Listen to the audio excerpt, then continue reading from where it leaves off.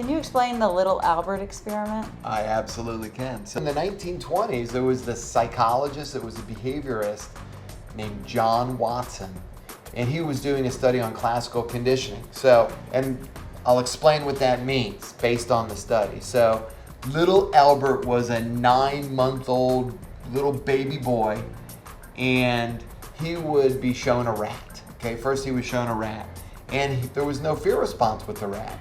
And then John Watson started pairing a loud noise with that little rat.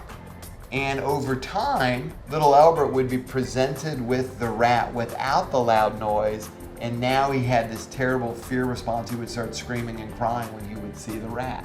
You know, this is the concept of classical conditioning. But what we also have learned from this is that you generalize from one experience to other things. So after John Watson created this association with the rat and this new fear response, John Watson then presented a white rabbit to little Albert, and he had the same response.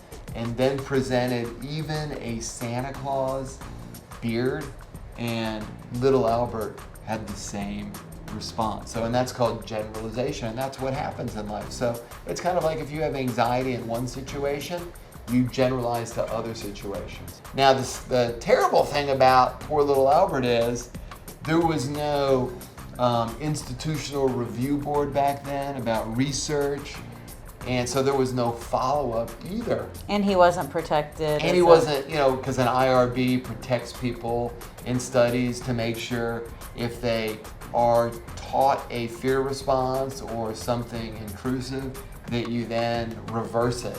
And that fear response was not reversed for little Albert. He was just sent off into life. So who knows what happened to little Albert.